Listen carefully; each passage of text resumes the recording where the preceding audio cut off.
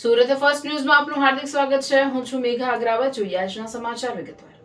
Surat crime branch દ્વારા drugs વિરોધી મુહિમ અંતર્ગત મોટી કાર્યવાહી. એમડી ડ્રગ્સ સાથે આરોપી ઝડપાયો. સુરત ક્રાઇમ બ્રાન્ચ દ્વારા ડ્રગ્સ વિરોધી મુહિમ અંતર્ગત મોટી કાર્યવાહી. એમડી ડ્રગ્સ સાથે આરોપી ઝડપાયો. મુંબઈથી ડ્રગ્સ લાવી સુરતમાં વેચવાના રેકેટનો પર્દાફાશ.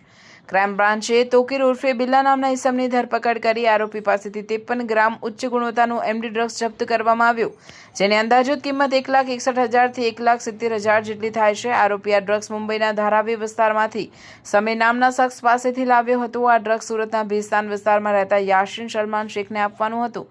બીજા આરોપીની પણ ધરપકડ. ક્રાઇમ બ્રાન્ચની બીજી ટીમે લાજપુર વિસ્તારમાંથી યાસીન શેખની પણ ધરપકડ કરી લીધી છે.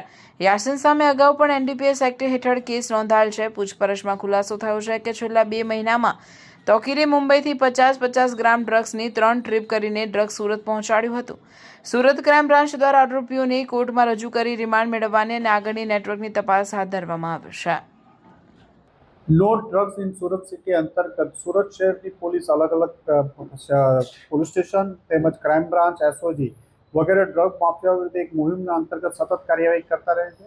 આ અંતર્ગત ક્રાઇમ બ્રાન્ચના પોલીસ ઇન્સ્પેક્ટર જૈન ઝાલા સાહેબ અને એમની ટીમને એક ઇન્ફોર્મેશન મળી હતી, જેના આધારે કે મુંબઈથી એક ઇસમ ડ્રગ્સ સુરત લાવી અને વેચવાનો છે અને એ મિંઢોળા બ્રિજથી કપલેટા તરફ આવવાનો છે. આ બાતમીના આધારે કાલે તેમની ટીમ દ્વારા રેડ કરવામાં આવી હતી અને એક તોકીર ઉર્ફે બિલ્લા સન ઓફ રઈસ ખાન, જે ઊન પાટિયા ગોલ્ડન નિવાસ આસપાસ રહે છે, એને પકડી પાડવામાં આવ્યો હતો. એમના કબજામાંથી 53 ગ્રામ જેટલું સારી ક્વોલિટીનું એમડી ડ્રગ્સ મળી આવ્યું છે અને એની પૂછપરછમાં આ ડ્રગ્સ એ મુંબઈથી એક સમીર નામના માણસ પાસેથી ધારાવી એરિયામાંથી લઈને આવ્યો હતો અને આ ડ્રગ્સ આગળ યાસીન સલમાન શેખ, જે ઊન પાટિયા પાસે ભેસ્તાનમાં રહેવાસી છે, એને આપવાનું હતું.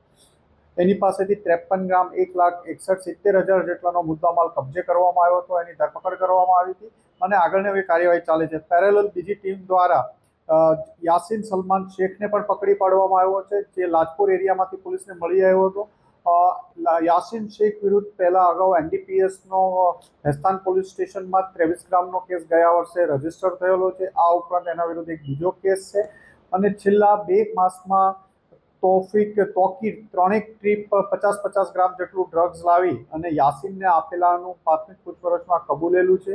આ ઉપરાંત આ યાસીન આ ડ્રગ્સ કોને આપતો હતો, ક્યાંથી અગાઉ પણ ક્યાંથી લાવેલો હતો, આના સિવાય બીજી કોઈ ફેરી કરેલી છે કે નહીં, એ તમામ બાબતોની ઉપર ક્રાઇમ બ્રાન્ચ તપાસ કરી રહી છે અને કોર્ટમાં રજૂ કરી આગળના રિમાન્ડ લેવાની કાર્યવાહી ચાલુ છે.